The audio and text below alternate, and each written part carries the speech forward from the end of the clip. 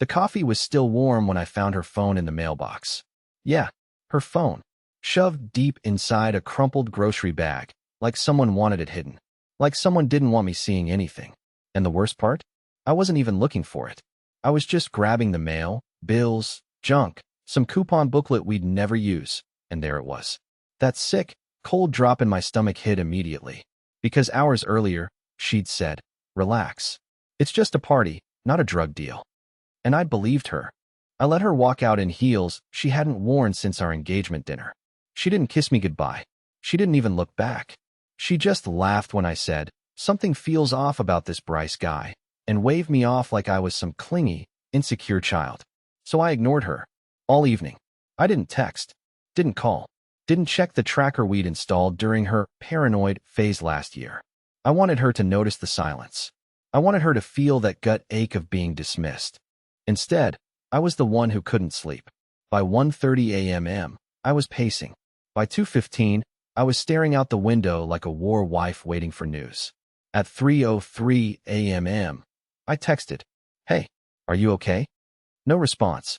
At 3:17 a.m., I heard a car in the distance. Not hers. A rideshare. The engine idled outside for too long. When I peeked through the blinds, I saw a figure stumble out. Definitely her. She was barefoot, carrying her shoes, holding her clutch like it was filled with regret. And behind her, someone leaned forward from the back seat, said something I couldn't hear. And she laughed, like the night had been fun. I backed away from the window. I didn't want her to know I saw. I went straight to the front door, unlocked it. Then I opened the mailbox and found the phone. That was when my world shifted. Because people don't just leave their phones outside. Not unless they're hiding something. Not unless they're trying to erase a night before it's even over. And what I found on that phone, once I got it to power on, started unraveling everything. I wasn't even planning to turn it on at first. I just stood there in the hallway holding her phone like it was radioactive, like the thing might explode and take what was left of my sanity with it. My hands were shaking so badly I almost dropped it twice. I kept telling myself, maybe she just lost it. Maybe she tossed it in the mailbox by accident. But come on. Nobody accidentally slips their phone into a mailbox at 2 in the morning while barefoot and laughing with someone still sitting in the back seat of a rideshare. I pressed the power button anyway. It vibrated to life. Once, then twice, and the screen lit up. That familiar home screen photo of us at a pumpkin patch flashed for half a second, and I swear it felt like the phone was mocking me. Like it was whispering, "Look how happy you used to be." But as soon as the screen loaded, it wasn't her home screen that hit me. It was the notifications. There were dozens. Dozens. All from a muted conversation labeled with a single emoji, a yellow lightning bolt. No name. No initials. Just high voltage, like secrecy disguised as something playful. I opened the thread, and the messages hit me so hard I had to sit down right there on the floor like some defeated sitcom husband who'd just been told his dreams weren't real. The earliest message was from 9:42 p.m. You look unreal tonight. Then another. "Janelle, don't pretend you didn't notice me staring." And then hers. My wife's words. "Stop, people will hear you LOL. LOL. LOL." My chest tightened. I felt like I'd swallowed a brick. More messages popped in as I scrolled. Voice notes. Blurry party photos. A video thumbnail. Only 1 second long, but showing her dress from a low angle. Someone else was holding the camera. Not her. Then a message timestamped at 2:11 a.m. Just before she stumbled out of that car. "Keep your phone hidden. You don't need any trouble tonight." What trouble? What did that even mean?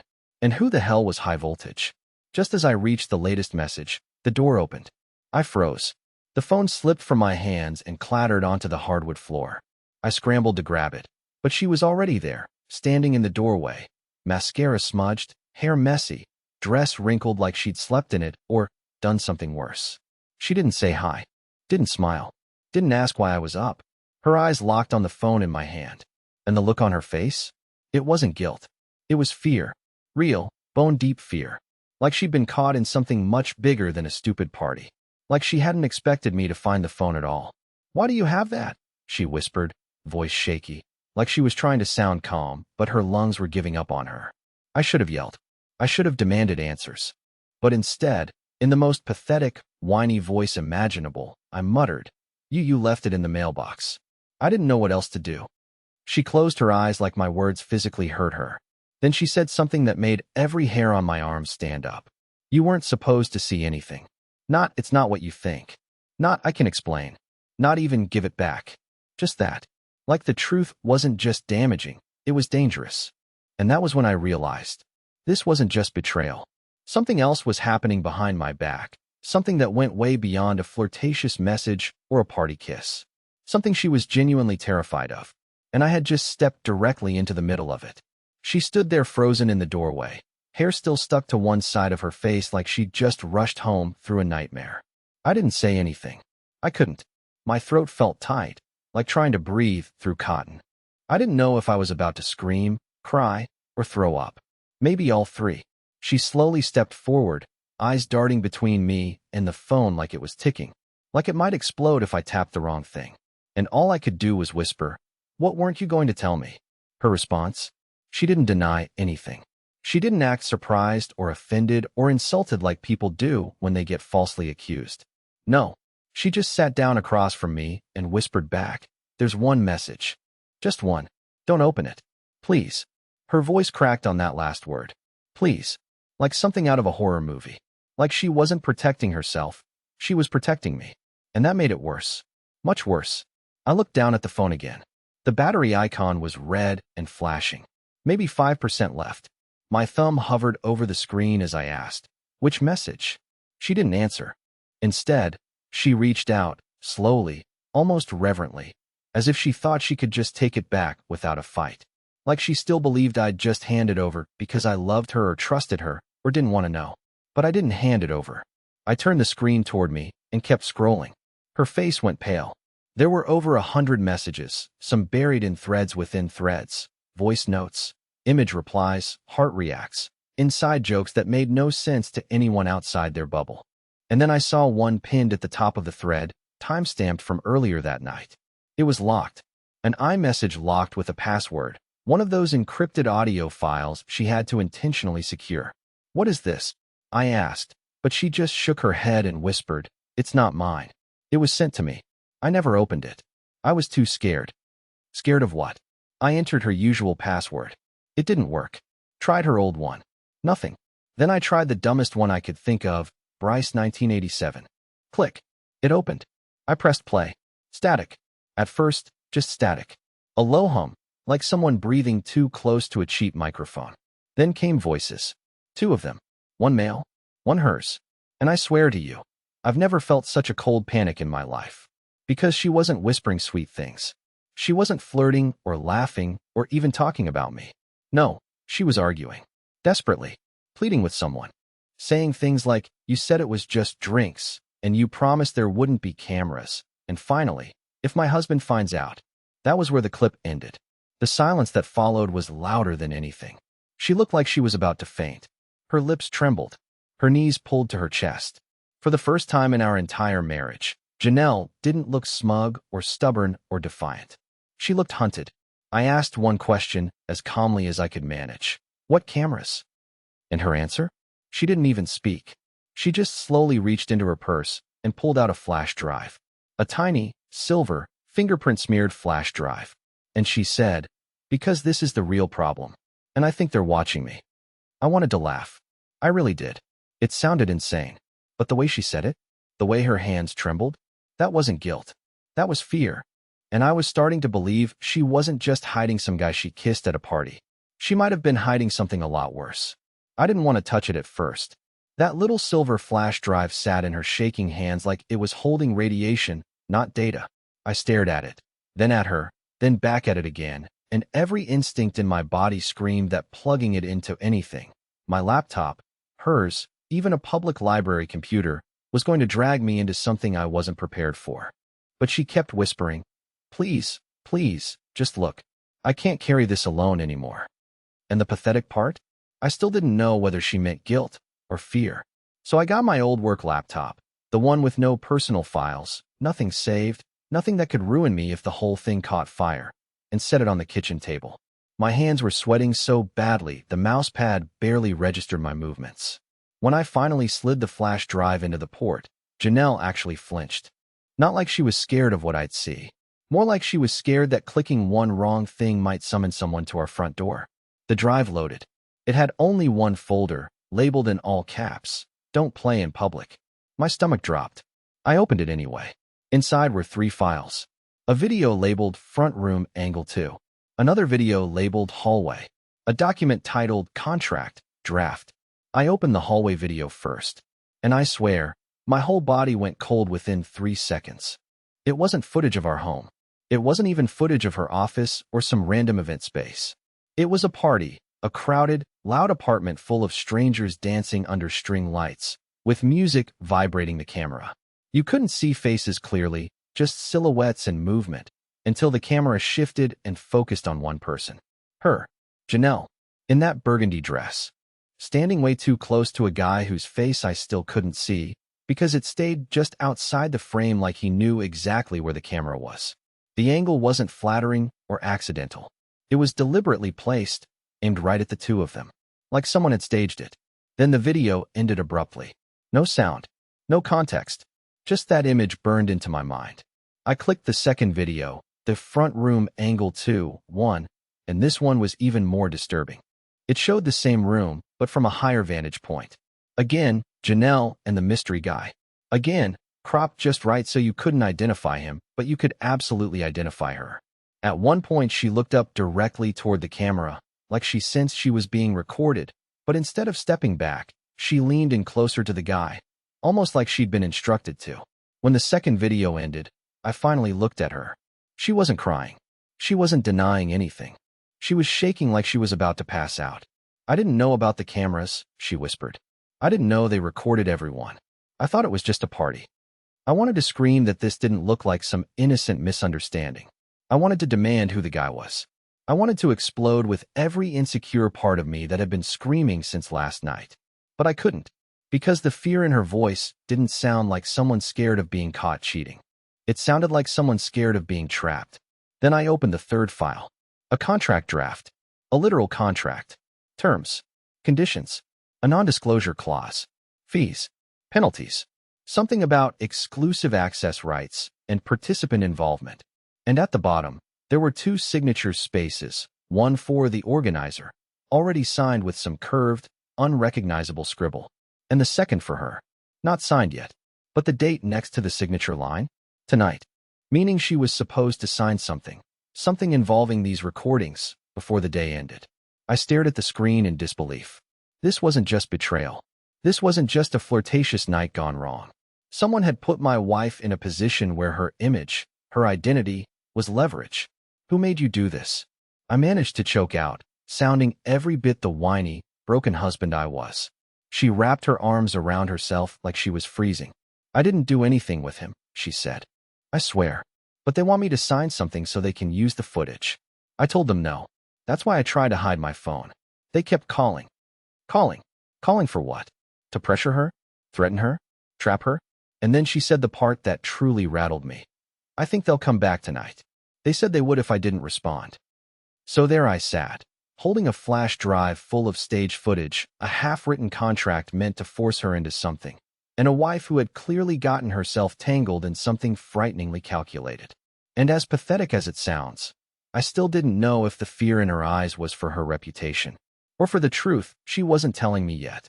I don't know what scared me more, the fact that someone was watching us, or that they already knew I was involved.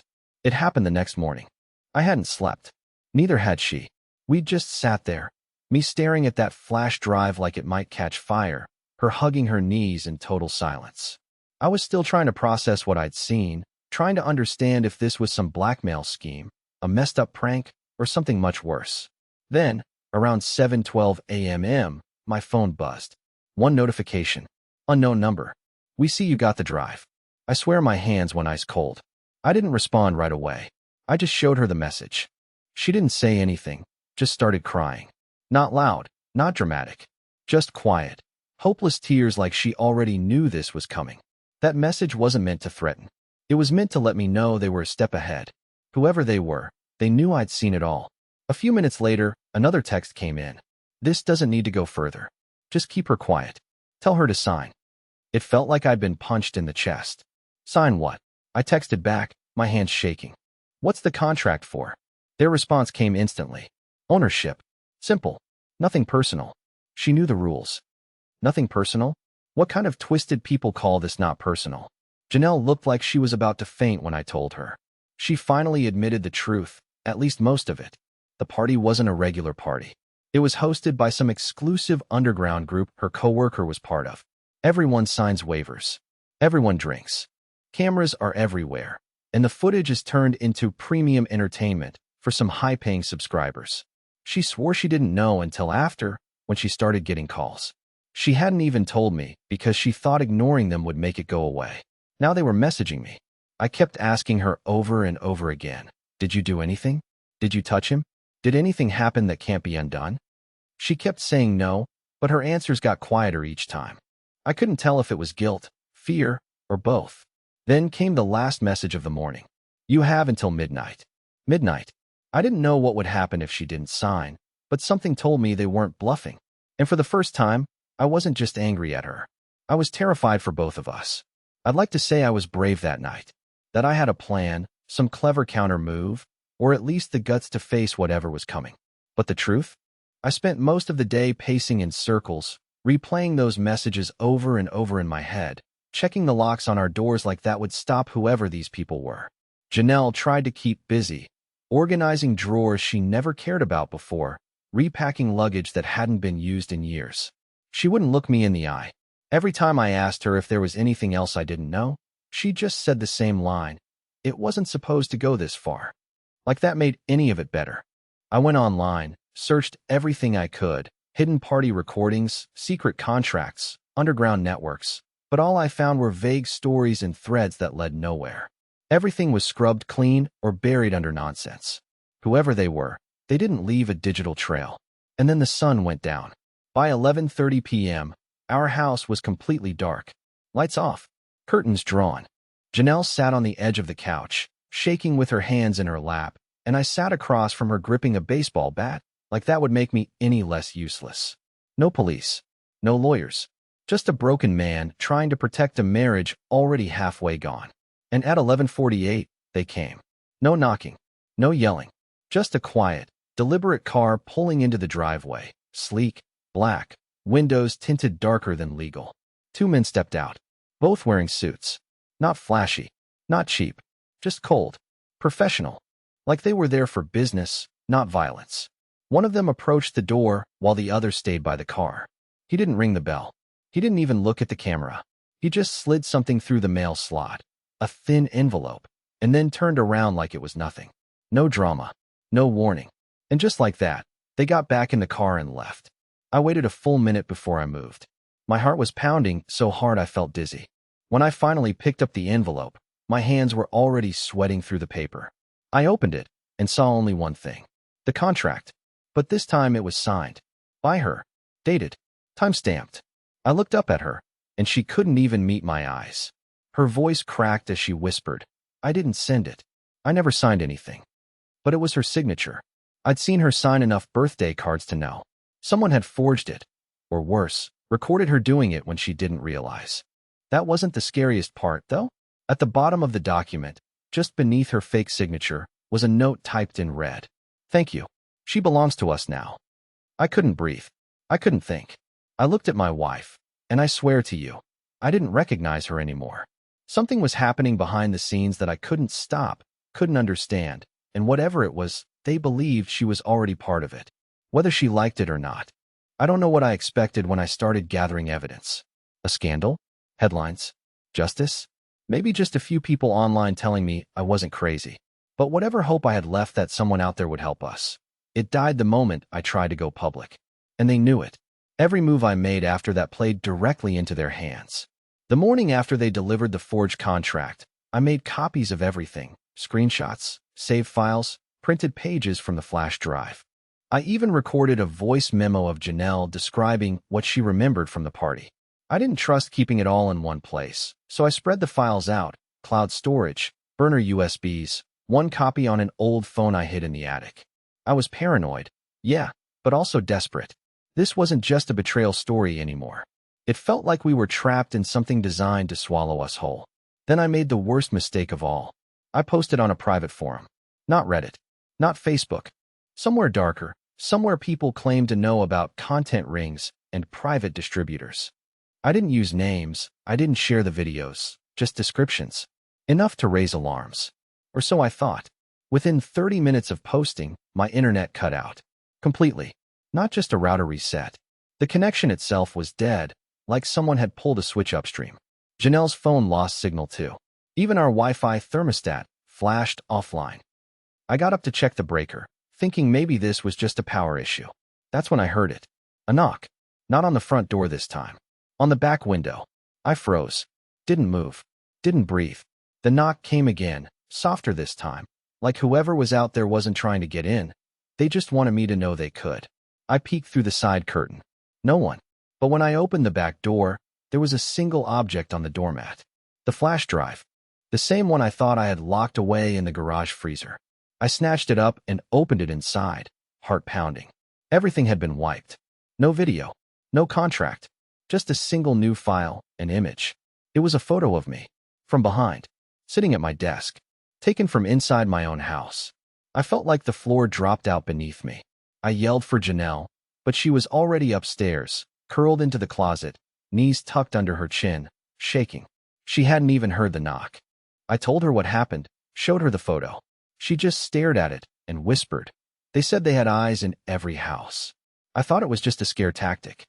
That's when it hit me. They wanted me to panic. They wanted me to go public, to post, to rant and scream online. Because every move I made gave them more control, more leverage. They didn't care about exposure.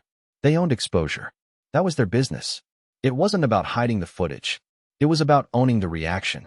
I didn't sleep again that night.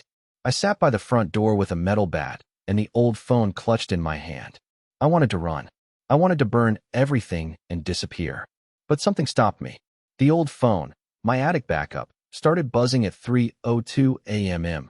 Even though it had no SIM card. No number. Just one alert. Incoming airdrop. Look out your window. And when I did, what I saw was her. But not my wife. It was her in another car. In another dress. With another man. And she wasn't afraid. She was smiling. There she was. Clear as daylight. Sitting in the passenger seat of a dark sedan parked across the street. Wearing a white dress I'd never seen before. Laughing. Her head thrown back. Her hand on someone else's shoulder. No fear. No tension. Just ease. Like nothing had ever happened. Like I didn't exist. I couldn't move. Couldn't breathe. I stood there at the window staring at her through the blinds while the car pulled away. Slow. Casual. Like it had all been rehearsed. And the most pathetic part? A part of me still hoped it was a misunderstanding. Still hoped maybe she'd come back inside and tell me it was all some elaborate ploy, that she was trying to protect me. But she didn't come back. She didn't even glance at the house. That was the moment I realized something had snapped. Not just in her, but in me. This wasn't about blackmail anymore. It wasn't about fear or contracts or footage or whatever disgusting network she'd fallen into. It was about control. And I'd finally had enough. I didn't scream. I didn't rage. I didn't burn the house down. Instead, I sat down at my desk, opened the old phone, and pulled up my backups. I had everything. The screenshots. The audio. Her voice. The partial contract. Even metadata from the photo they'd sent me. But I didn't send it to the police. I sent it to their competition. See, in all my searching, I found something they missed, another group. Not cleaner. Not more ethical. Just hungrier. A rival network that had been trying to expose the party ring for months, not out of justice, but to take them down and replace them. It wasn't moral, but it was useful. I sent everything. Anonymously. Layered through 6 proxies and a VPN in another country. I let the monsters fight each other. And within a week, silence. No more knocks. No more messages. No more airdrops. And no more Janelle. She never came back. I expected some dramatic reappearance. A meltdown. A confrontation. But instead, she vanished. Like she knew her safety depended on staying far, far away from me, and the mess she helped create. I filed for divorce the next month. Quietly. No drama. I didn't even tell my friends. I just needed out. Out of the house. Out of the memories. Out of the shame. That was a year ago. Now, I run a quiet coffee shop in a small coastal town. I know it's cliché. The betrayed guy escapes to peace and slow mornings. But it's real. And I'm not alone. I met someone. She's kind, private, doesn't post every second of her life online. And she listens, really listens, when I talk. Even if I'm still a little broken, still a little paranoid, still a little too watchful when someone gets too close. Sometimes she asks about my past.